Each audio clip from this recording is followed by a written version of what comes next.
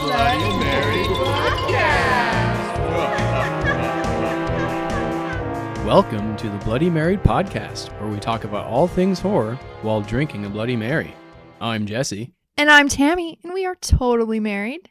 Tonight, we got our Bloody Marys, and we are ranking our top 5 worst and best horror movies of 2020. Yep, and it has been a year. It has been a dumpster fire of a year. Horror films in 2020. All films in 2020. I mean, yeah, we got to talk about that. You know, COVID happened, and a lot of the films that were going to come to theaters just didn't make it. Which is kind of bullshit. Yeah, we were supposed to get so many good horror films this year. And because COVID happened, all the theaters shut down along with other businesses. And they just decided to, not release them in any form. We were supposed to get a lot of cool movies this year, like Halloween Kills, Spiral, the Saw spinoff, A Quiet Place 2, Candyman, Conjuring 3, Don't Breathe 2, The Collector 3. And I'm sure there's a lot we didn't hear about too. Right. And I get that there are a lot of reasons to make a film, for yourself, to make money, to put in the theater and all that stuff. But I think my perspective is you can't forget about the core reason you're making a movie. It's to entertain the audience. Right. And what better time in the world when people are at home, they don't have jobs, they're looking for something to take their mind off of things, than to give them these films, right? How cool would it have been this Halloween if, like, oh, Halloween Kills, you can rent it, say even for $30. I still would have paid that. You would have paid that. So many other people in the world would have paid to see that movie or to see like any of these other films on here. Right. Like Bill and Ted. They released Bill and Ted and made a ton of money. They did. And all you did was rent it for $20 fucking. Yeah. Technically not a horror film, but it's the same. But you know what I mean? Like they still released movies. Yeah. And we'll circle back to this with at least one of the films on our list that have to deal with this. But I think they should have released these films. And I get that this is they didn't know. Like I think people thought that maybe in November, December, theaters would start opening back up, but they didn't. I think they opened here. We had theaters open up for like a month. And it was only at like half capacity. And we contemplated going and seeing a film, but shortly after they shut down again. I think the thing is we were supposed to get a whole lot of cool horror movies, and we didn't. The upside of that is we saw some films we probably wouldn't have seen otherwise. We saw quite a bit of independent horror movies. That's very true. So, that's that. COVID wrecked the industry and changed it for the foreseeable future. And I hope that they start releasing some of these films on demand because I think people will pay for them. I know I would. Oh, we would totally pay for them. And then we were talking about this a while ago, but like you can release them on demand, but then also bring them into the theaters like Halloween. Mm-hmm. Do a back-to-back with the first one they made and then the second one. Yeah. Make your money that way. I'd still go see them. I would see some of them in the theaters. If it was trash, I wouldn't. But exactly. If it's good, I still want to see it in the big screen with a bunch of people who enjoy it just as much as I do. It's the vibe, and because you've missed going to the theater too. Exactly. You would make more money if you released them on demand and then brought them back into theaters. I know, like if they released like the new Saw film on demand, and then 6 months later, theaters open back up again, and then you can go see it in the theater. I'd still go see it if it was good. Heck, I might even go see it if it wasn't that good, just to go see something in the theater. But I think it was a bad choice. I think they could have made more money, especially with something big like Halloween Kills. Yeah. People would have loved to have seen that on Halloween and would have paid a lot of money. Oh, yeah. Being stuck in the house, you can't go to the theater. So, producers, people out there, release your fucking movies. We want to see them. Quit holding him hostage. Right. I don't want to wait till 2023 to see some shit. Like, show me now. All right. Well, let's move on to something a little more positive, right? We have projects. We do have projects. Talk about yours. Well, I wrote a book. It's called Dashboard Jesus Confessionals. Woo! Woo! Wife wrote a book. I did. If you're looking for a book that is like a self-healing, I wrote this book because I was in a really shitty place in my life and I was trying to work out some shit. And so this character, she takes a road trip across country and there's shenanigans along the way, and she has her dashboard Jesus that she has therapy with. There's a lot of profanity. It's some cool shit. You should check it out. Dashboard Jesus Confessionals. You can find it on Amazon in paperback and Kindle Virgin. Kindle Virgin? Kindle Virgin. It's a Kindle version. Kindle version. But the hard copy is cool because you get one of these. And You do. soon there'll be some swag coming along, bookmarkers and maybe some pins. stickers or pins or something like that. And there's also artwork in it, because I think for me to show the character's progression and how she worked through her shit, artwork, sketches. So there's sketches along the way as well. Yeah, so even if you don't like reading, you can just flip through it and look at the sketches. There's pictures, and the pictures tell you a story from start to finish as well. So check it out. Yeah. Cool, yeah. What are you up to? Well, funny you should ask.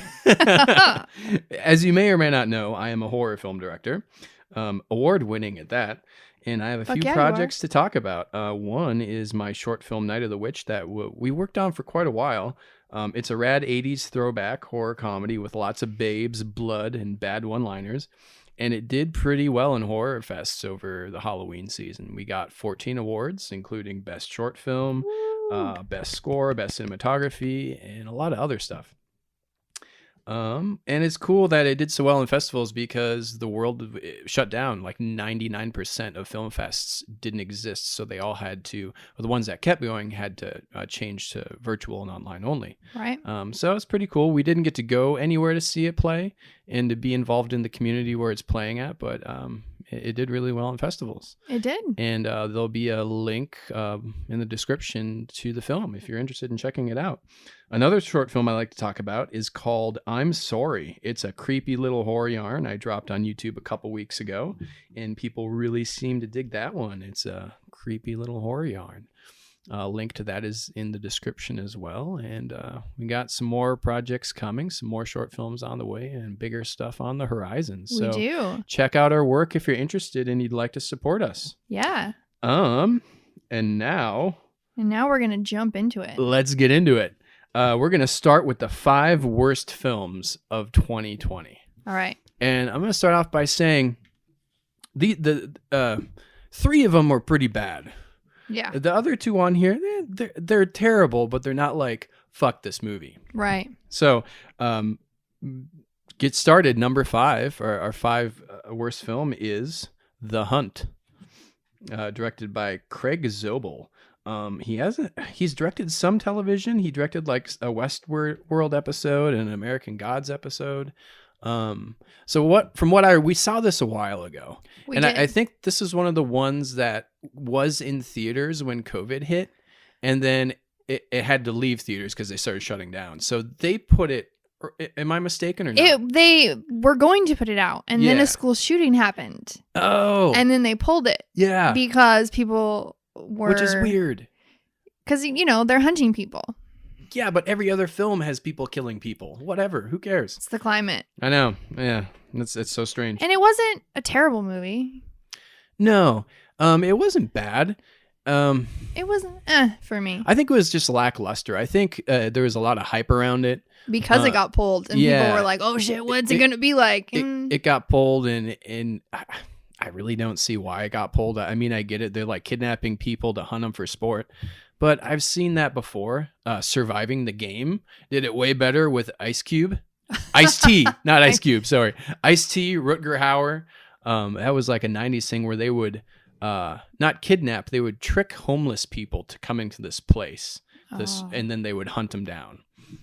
Kind of around the same. What I did like about The Hunt was the final battle was pretty cool. That was cool. That was pretty badass. Yeah. I liked the main actress. I forget her name. I just didn't get into the choice she made for how she portrayed the character. Right. She was on Glow, right? Yeah. And Nurse Jackie. Oh, and in Sherlock. Oh, yeah. Elementary, yeah. I mean. Can't think of her name, but she's a good actress. She is. Yeah. What did you not like about this film? It was... it was just for me. Like there was some small entertaining parts. Yeah. And like I said, it had a lot of hype. So you're like, okay, is it? And then it was just Yeah. It was Yeah, again, this isn't one that we like hate, but there weren't like a lot of horror films we saw this year that we were like, fuck you, you know. There's 2 of them. there is, but there wasn't 5. But there wasn't 5. So number 4, moving on, is Fantasy Island. Blumhouse's Fantasy Island. Now this, I mean, just the premise of Fantasy Island being a horror film is like, what to start off with, Right. And the director isn't bad. It's Jeff Wadlow, and he directed a really cool, underrated horror flick of the 90s, I think, or early 2000s called Cry Wolf. Mm-hmm. I don't know if you remember that one. I remember parts of it, but I remember like being more entertained than I thought it was going to be. But anyways, Fantasy Island isn't a good movie. It's dumb. It was lame. Yeah. And it was like Hallmark made a movie. It was like a horror movie. Hallmark horror. Hallmark horror. Yeah. Right there. Fantasy Island. And I mean the premise is kind of cool. You know, you think it's going to be cool and then it just falls flat. I think that one of the problems was it didn't focus on anybody or anything. There was like so many characters and so many things going on that you don't get enough time to like sit with any character to even give a shit about anybody. Right. And, yeah. Well, and like the one Lucy Hale's character where you know, her fantasy was to take revenge on the mean girl that tortured her. And then it was sort of like she thought it was fake and then she's torturing this girl for real. And then she's like, oh my God, no. I think that if it was expanded a little more instead of cramming all those characters in, maybe would have been better. But it was a Hallmark horror. I know. It seemed like that part they kind of played up more in the trailer to make the whole film seem like that. Right. And then like one of the, I think, sadly, I have it on DVD or Blu-ray because I found it for $5 at Walmart. That should tell you something. $5 at Walmart. But the tagline says something along the lines of an ending you won't forget. But there was no big twist or nothing really. I forgot the ending, so that's a bad tagline. I don't remember the ending. The only funny thing, Tig from the best. Okay, Sons of Anarchy. Tig from Sons of Anarchy is in this, and this is my favorite thing about this movie. Where he's like, he plays a Russian person, and he was like, "Where's the cash and cocaine?" With a terrible accent. And I will say that I was going around the house the rest of the evening, going, "Where's my cash and cocaine? Cash and cocaine." Like that was the best part of that entire movie. It was like they paid him to show up for a weekend, and like he didn't prep for the role at all. He's like, "All right, Russian gangster, cash and cocaine, got it." Where's the gun? Where's the cash and cocaine? That's it. That's the best part of that whole movie was Tig from Sons of Anarchy saying that line. That's it. Yeah. That was the best part. I mean, at least it had like, nah, it sucked. It didn't. All right. So moving on. Third worst film of the year is You Should Have Left, starring Kevin Bacon and directed by David Cope. I think that's how you say his last name. But this director has made some good films. He's directed quite a bit. He's wrote a lot, but he's directed Stir of Echoes with Kevin Bacon, and he directed Secret Window with Johnny Depp, which both of those are great movies. And this is kind of around the same premise, a little bit of like a guy losing his mind. He kind of likes to make those types of films. He killed his wife, and the house lured him there or something. It was boring. It was just boring. Yeah. And it was another boring one for me. I think it was disappointing because I expected more from Kevin Bacon and that director because I know they can do some really good work. Right. And it just felt like they were phoning it in. You know, I didn't like the premise is kind of cool. Like you get this house that's architecturally different and it's like bigger or smaller than it should be on the outside and the inside. And but yeah, it was all about like this house that lures people in and that have sinned and traps them in like their own personal little hell. Yeah, the big reveal is like Kevin Bacon did kill his wife. And so he let his new wife and their daughter go, and he stayed in the house. Yeah. And the house ate him alive or something. I don't know. It was the film makes this list because it's just so bland and boring, and it really shouldn't be with the people involved in it. Agreed. Yeah. It was very just meh. Yeah. Yeah. So yeah, moving on. Now, our top 2 worst films, Oh my God. they're bad. Number 2 that we have on here, a lot of people have put it on their list of like best film of the year. I don't see why. From a perspective, I see why. But number 2 is, what is it? Relic. Relic sucks. It It's the director is Natalia Erica James, and she's only done short films, and this is her first feature, and that's really cool. And I understand the message you're trying to send about Alzheimer's, and you're trying to reflect it. It just sucked. It was boring. It was another one of those where the house has more. It was like extra rooms or something, and it had to do with, like you said, the Alzheimer's. Like, I get the tie. For me, it triggered PTSD because there was a small scene where there's a shape of a body, like, because the body goo just melted into the floor. Yeah.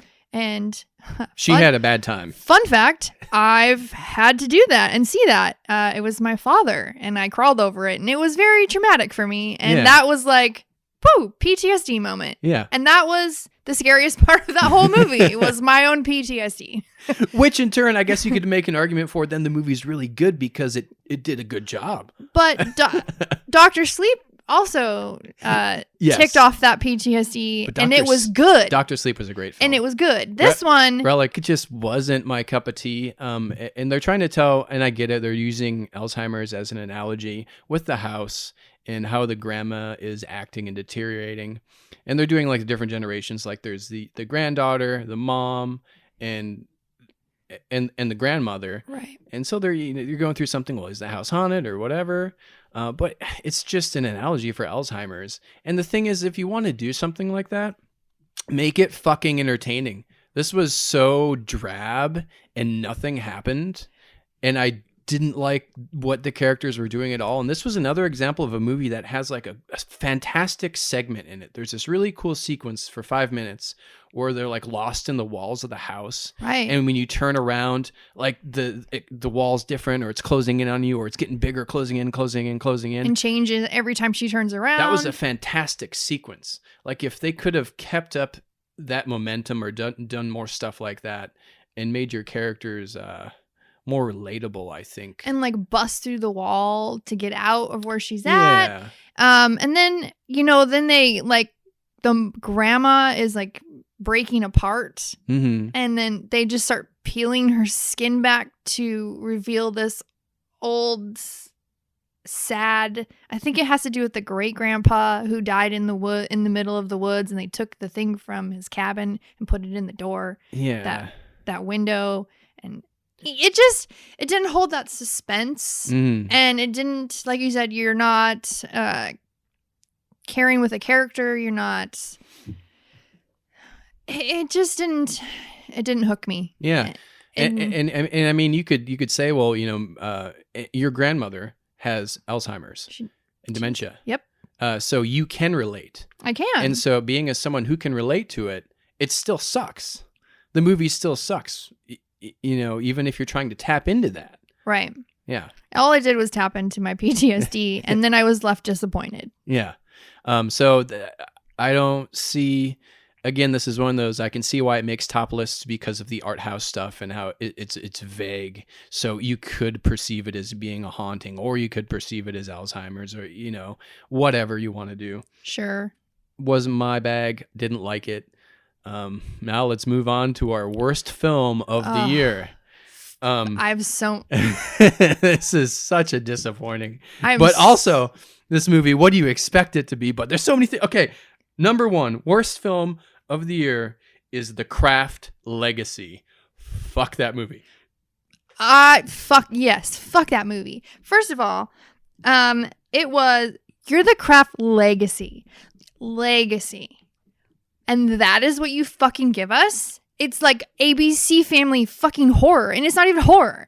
And there was fucking milk baths and sparkle magic. There was milk baths and glitter and sparkle magic. This was like if CW got a hold. Oh, not even CW can pull off horror. ABC Family, that's what that bullshit was. ABC fucking Family tried to do a horror goddamn movie, and it's The Craft. It is the motherfucking Craft, which is I love The Craft. And if you don't know, such a great movie. The Craft is a horror-ish film from 1996 that kind of came out around the same time as Scream. I Know What You Did Last Summer. So it fits in a perfect spot in that era, in that time, and for the type of film it is and the people that were involved in it. It's just a really entertaining and fun watch. This one isn't. It doesn't have an identity, and it seems like there's a cool idea in there somewhere for a film, but they never follow through with it. This has the most anticlimactic ending and one of the worst, like, bad guy battles ever. So David Duchovny's in this film, which I love him. I'm in the middle of an X-Files binge right now, and he's a great actor. This feels like he did somebody a favor, and I'm pretty sure that's what it was, because one of the kids is like his co-star from Californication's daughter. I bet you anything this was a favor. He phoned it in, first of all. Yes. Second of all, like you said, it doesn't have direction. You don't get a final battle or know who the bad guy is until the last 5 motherfucking minutes of this film. And it was, you see, and then all of a sudden David Duchovny comes out of nowhere as a warlock or some shit. He walks out of the bushes. He walks out of the bushes as a warlock, and he tries to capture the girl, and then her friends who were taking a break from her for a moment all of a sudden come back, and they form a circle, and they use glitter fucking magic to put him in a ball of fire, and it was so like anticlimactic, and it was fucking bullshit. And you're the Kraft legacy, and that was the stupidest fucking, god damn it. Yeah. I know. I'm so mad at this film. And then at the very end of the film, like, you find out that Fairuza Balk, she was in the original Craft. Right. Her character is the mother of the main character of the Craft legacy, which in itself, that's cool. Okay. But don't make that the end of your film. Make that the midpoint. And then go somewhere else. Go somewhere interesting. I will say there was some funny lines. I don't remember them. Tell them to me. I remember laughing at some things. It was probably something we were talking about. It might be. And not even the movie. And also, that is her mom. Do you know, if you ever saw the first fucking movie, her mom is a crazy badass witch. Like, she's a nutball, and she is so good. Yeah. And that's her legacy. Fuck you. God damn it. They ruined the Craft. That is not the legacy I need to redo. God damn it. Fuck, shit. I hated it. Seriously. It was so... And then they say they used the throwback line, "We are the weirdos, mister." No, you're not. No, you're fucking not. Oh, yeah. They were not weirdos. No. You are not weirdos. No, not at all. You are ABC Family fucking witches. And there were so many characters in this movie that didn't need to be there. Like, they really needed to trim down all the characters and the storylines and focus in on some people. Like David Duchovny, he had 3 sons, and you don't spend any time with any of them to care about anybody. I think that's the problem with this film. Right. And the problem is the same problem with Fantasy Island. There's so many characters in there and so many extra storylines that why do you give a shit? Like, the main actress did a good job. Oh, she did. Like, if she were handed a different script, that'd be a different story. Yeah, it sucks. It sucks. It's like, if you like The Craft, don't see The Craft legacy. You will be so pissed off. And even, the original Craft wasn't super scary, and it wasn't, but it was a really badass witch movie. Yeah. And this is... And they dress goth and cool. These people suck. Come on. They put her in a fucking milk bath with flowers, and then there was CGI glitter magic. Stop it. I could do better CGI on my computer with After Effects, probably, and I don't know After Effects that well. Just stop it. And really, it was so anticlimactic. You don't know where the story is going into the last 5 minutes where David Duchovny's like, I'm going to steal your power because you're powerful. What? Yeah. But you didn't even know, like, you kind of thought that he was maybe a bad guy, but you really didn't know. At most of the movie, he was just a dick. Yeah. And Yeah. then all of a sudden, he's a warlock with black eyes and he's trying to steal your magic, and 5 minutes later, he's engulfed in a ball of fire, and then they just move on. He was a... Yeah, and then it like cuts to the next day and everyone's just walking around. Like, shouldn't people be more concerned that this man is gone? Like, David Duchovny's gone? He has 3 sons. What the fuck? He's a prominent, like, self-motivational Yeah, he's like speaker. a prominent person. Like, it's just so... That makes no sense. There's so many plot holes. It's not fun to watch, and it really craps on the craft. It really does crap on the craft, and I'm just going to forget that it ever existed after this. So yeah, those are our 5 worst films of 2020. The Hunt, Fantasy Island, You Should Have Left, Relic, and The Craft Legacy. So, we got that out of the way. Let's move on to some good stuff. All right. What were our 5 best films of 2020? All right. So our number 5, which is the last horror movie we saw in the theaters, It is. was Underwater. Yes. With Kristen Stewart. Uh-huh. And a really cool creature. Yeah. Kristen Stewart does a great job. She really does. And you don't get underwater horror much anymore. Mm-mm. Or like kind of those space station, workstation, claustrophobic horror films, like on a bigger budget level. So it was really cool seeing that in the theater.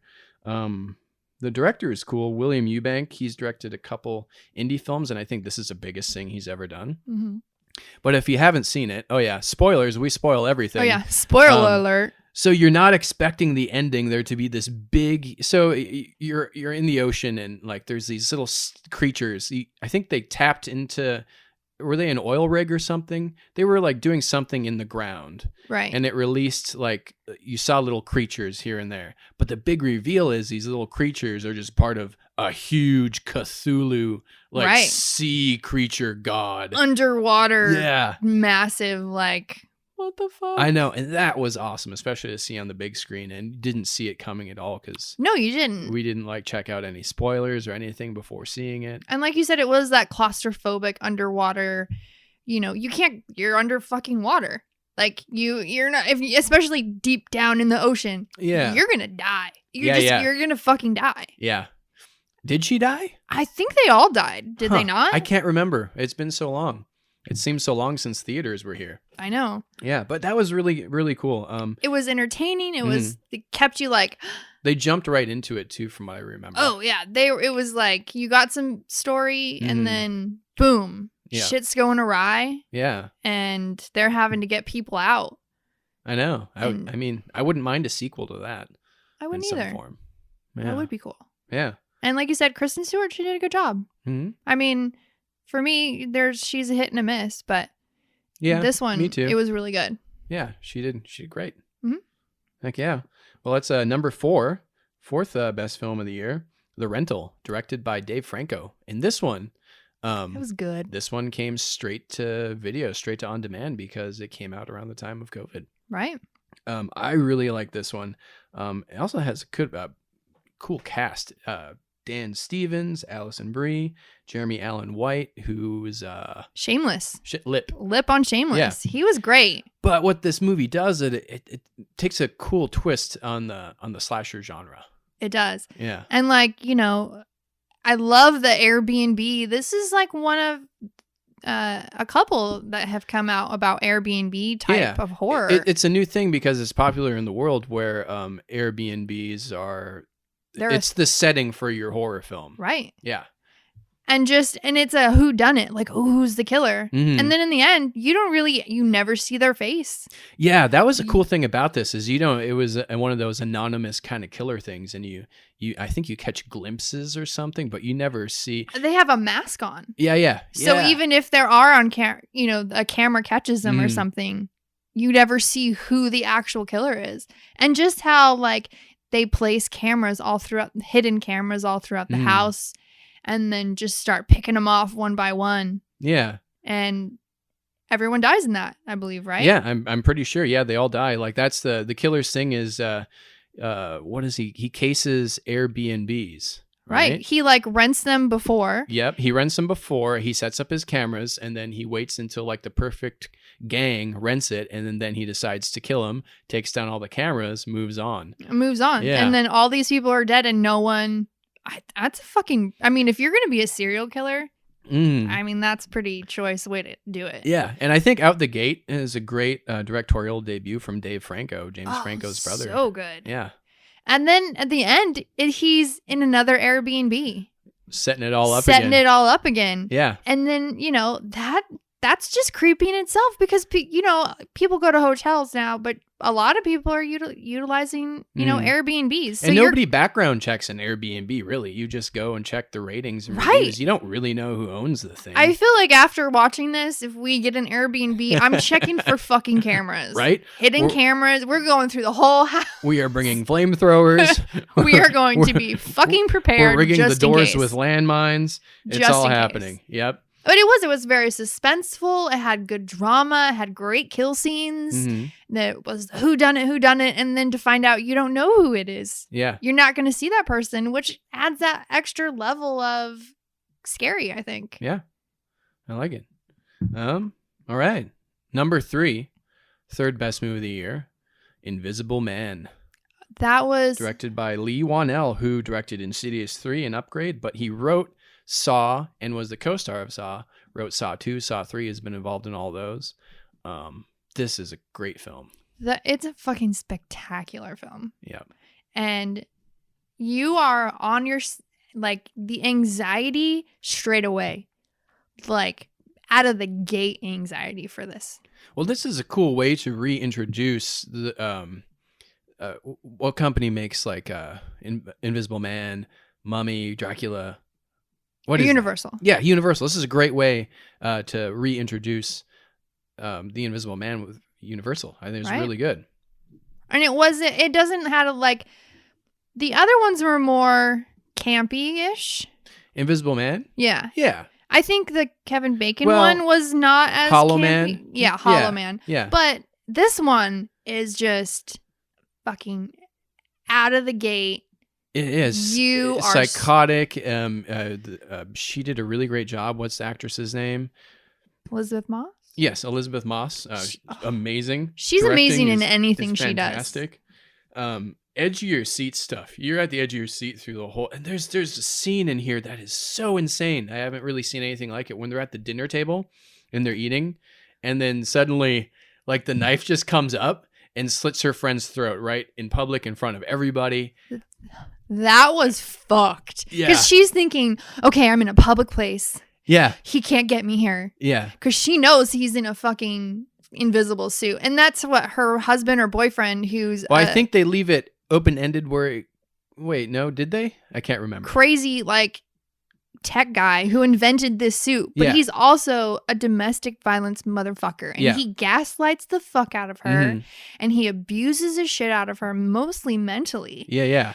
And she's just like fucking scared out of her mind. And then she meets her sister. It's her sister. Yeah.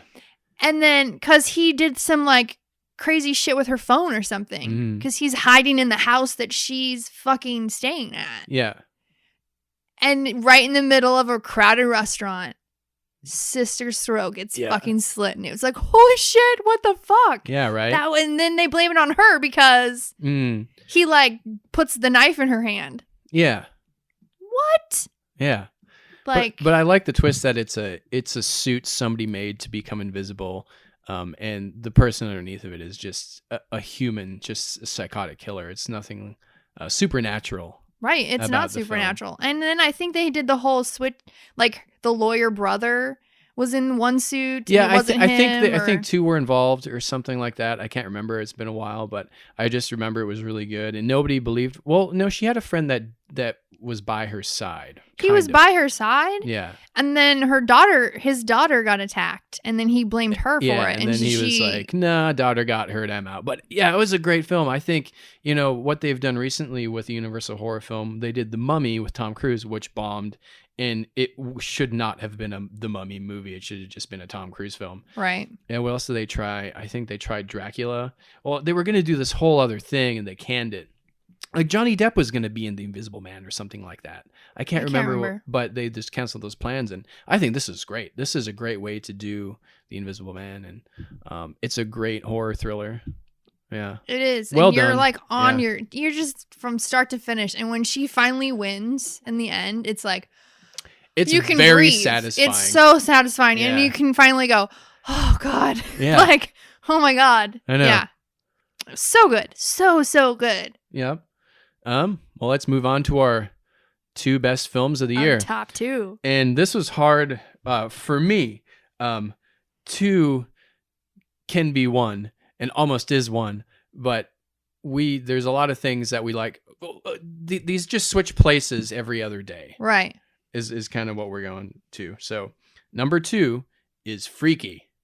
Oh my God. Directed by Christopher Landon. He directed Happy Death Day and Happy Death Day to You. I think Freaky is his best film so far. It's Vince Vaughn is a serial killer who accidentally switches bodies. Not accidentally. He just switches bodies with a teen girl. Right. So it's like Freaky Friday. And Friday the 13th. Yeah, which that's what it was supposed to be called. It was supposed to be called Freaky Friday the 13th, but probably because of, all the Friday the 13th lawsuits, they couldn't do it. So. Right. And Catherine Newton, who I love, she's, if you're a Supernatural fan like I am, she is on that. Yeah. She plays Claire. But it would, oh my God, having him switch bodies with a teenage girl. It's hilarious. Fucking hilarious. I love Vince Vaughn, and I love the choices he's made over the last 10 years of his acting. And this is a perfect role for him. I love this movie.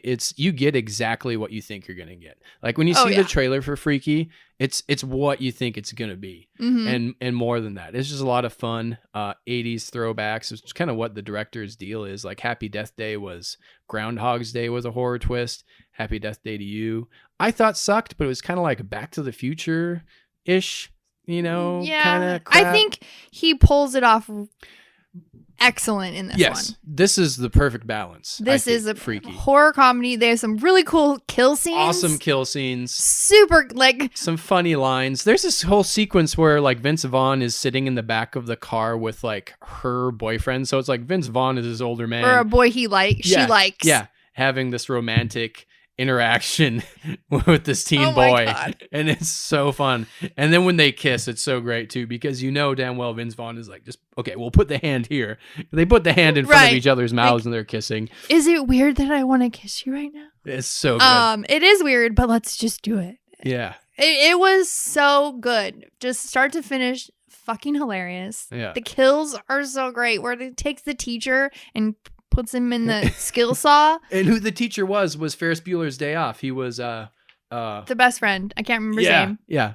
Spin City, that guy, whatever his name is, he's in there. And so you get to see him die pretty good. Oh, yeah. And just the kill scenes are great, and Catherine Newton does great transitioning really into the serial killer. That was like cool to that's see. her, and she's like there's boobs and like holy shit. I know. She starts like kind of like a character from Nightmare on Elm Street 4, all meek and stuff, and then she turns into a badass when she becomes the killer. Right. Yeah. It was a cool transformation to see. And the one girl, the mean girl, she like locks her in a the freezer, and then they open the door and she just shatters. Yeah. And this is going back to what I was talking about in the beginning, how film industry, they weren't releasing any of these films like Halloween Kills, the new Saw movie, Candyman.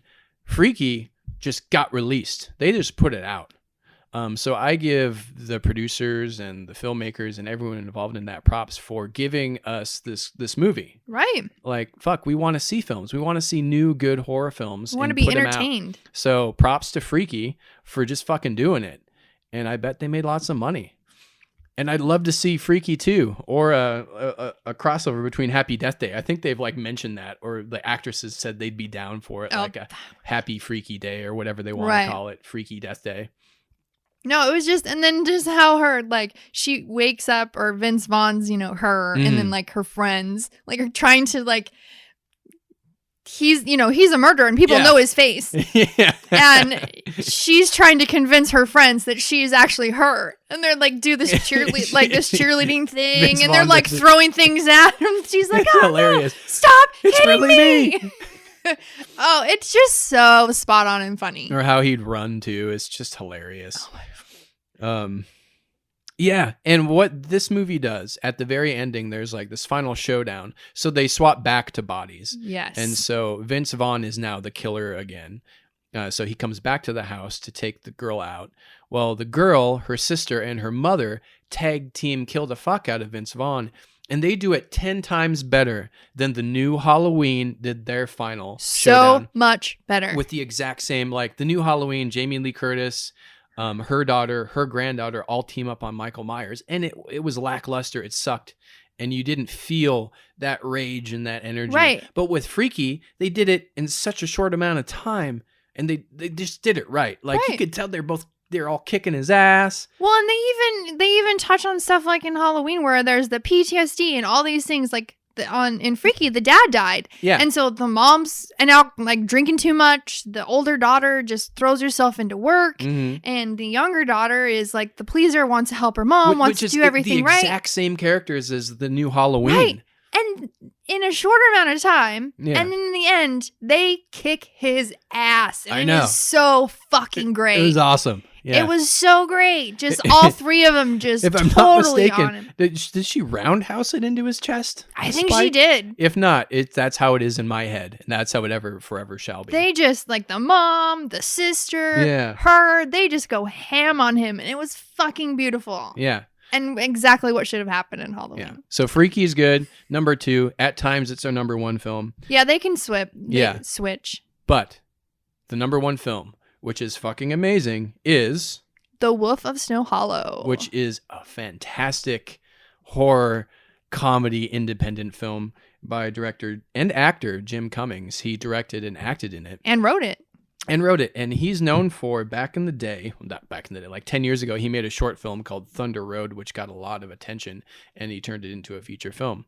And this is his latest. And it's really, like, we didn't know anything going into this. I saw like a trailer in passing, and I just kind of read that this was like one of the ones you should watch of the year. And we watched it, and it was so entertaining. Oh, it was fucking hilarious. The kills were great. He is so funny. It's about a small town in the middle of winter. Small town. There's killings that are happening, and there's this guy who's a small town cop who's struggling with alcoholism and raising a kid, being in a divorce. And killings start happening, and everyone's saying it's a werewolf, and he's saying it isn't. It's not werewolves do not fucking exist. It is a man, and we're gonna not kill. We're gonna bring him to justice. Like, yeah. So he's like trying to deal with all these things at the same time, and it's just hilarious. Well, and his dad, Robert the sheriff, Forrester, which is his last film he did. Correct. Yeah, he's dead now, which is sad. So he's like his dad's the sheriff and phasing him out, and there's one line where the dad's like, well, Willie Nelson still, he's like, to be fair though, Willie Nelson isn't a cop. Like, he's not fucking the sheriff. Yeah. He plays his guitar on stage, Dad. Like, I know. And I remember there being like some person that the main character would always, like, when he go to his AA meetings, like say off screen, like, shut up, Bill, or something like that. No one's talking to you, Bill. And his freakouts are so funny. That they're funny because so funny. They're like, they seem very non-threatening from him. Right. Because, he's not a big guy. So it's funny. And then like, well, maybe we should, all his cop, people around, they're like, no, we're going to fucking figure this out. We're not going to call anybody in. We can do it, And just everyone's like, oh, it's a werewolf. It's a werewolf. And he's like, it is not a fucking werewolf. Yeah. And he's like, I'm going to find this guy. If it's the last thing I do, I'm going to find this person. So what the cool thing this movie does is it makes the audience think that there's a werewolf too. Right. And everyone in the movie is like, it's a werewolf. And us as audience members viewing it, we're like, oh, it's a fucking werewolf. But it isn't. It's just a guy. It is a taxidermist who's like 7 feet tall and like addicted to drugs, I believe. And he makes himself a wolf suit and he goes and fucking kills people. Yeah. So, and the whole thing is, it's funny because like this guy, he's seemingly failing in every aspect in life. He's like, he's not being a good dad. He's relapsing his alcoholism. He's losing his father. His dad dies. And like the one thing that he has control over somewhat is being a cop, and he can't even seem to solve the case.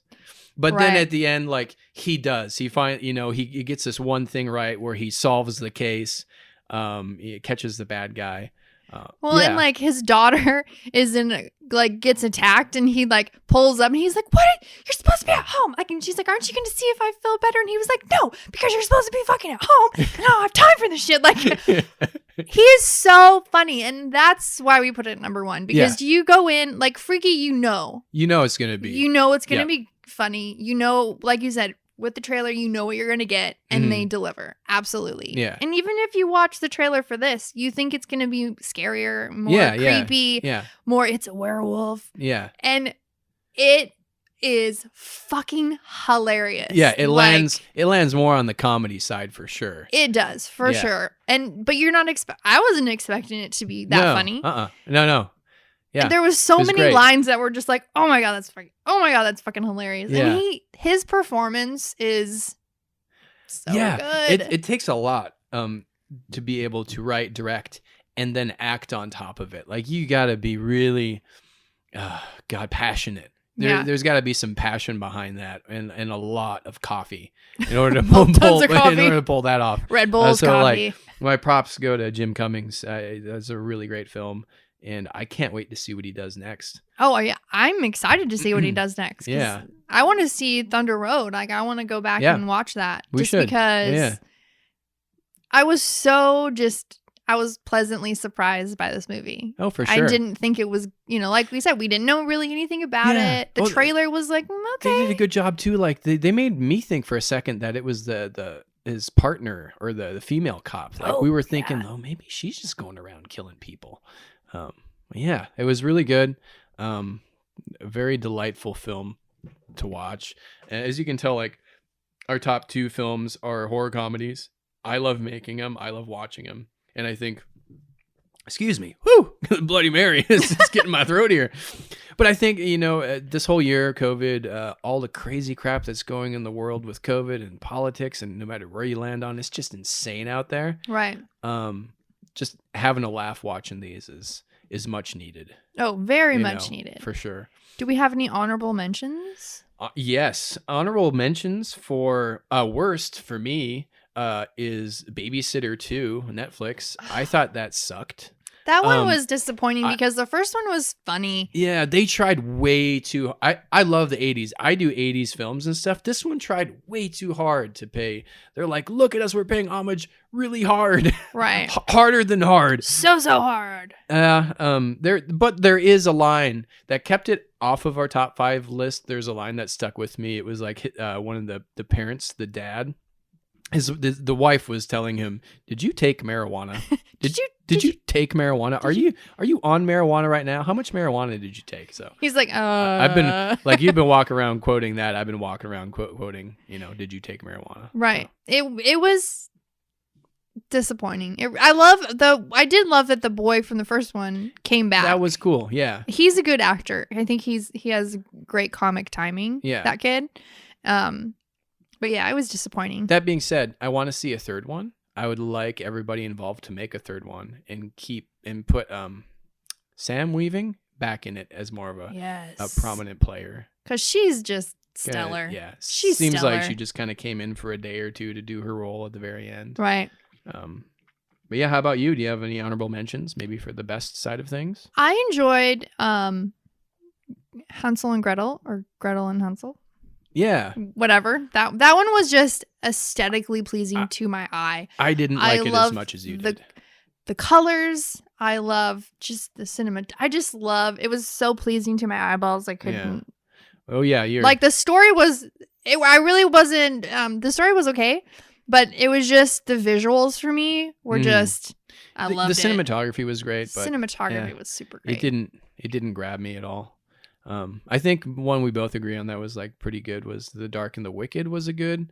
I think that's a good one that you could compare it to The Relic in some ways, is just tonally it's like right. But The Dark and the Wicked has spikes of entertainment and spikes of like death and coolness and what the fuck's happening and some really cool sequences.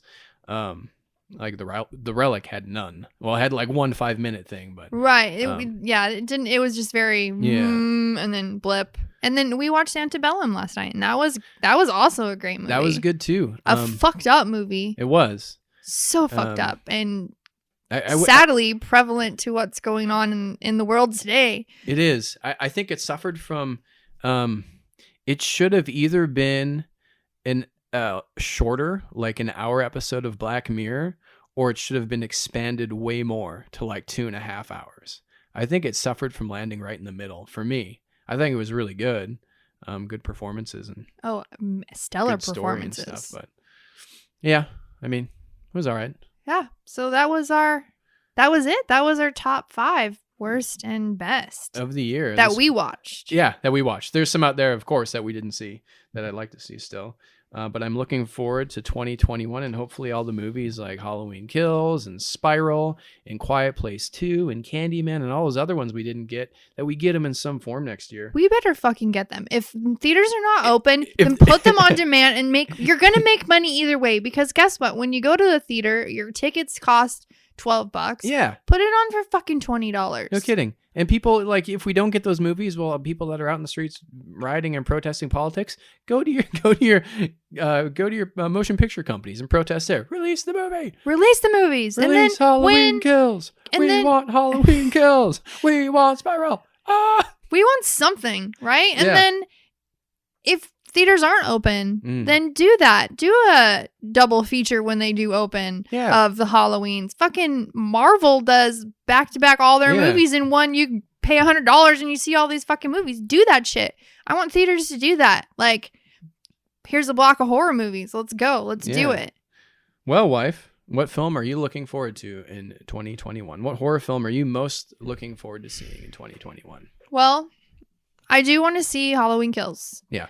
Mostly because they better fucking redeem themselves, because I was not a fan of it. Was okay, but goddamn it, the end of that movie pissed me off so much, and they better redeem themselves with Halloween Kills. I better get some badass fucking kick-ass shit. Yeah. If I don't, then fuck all of you. God damn it.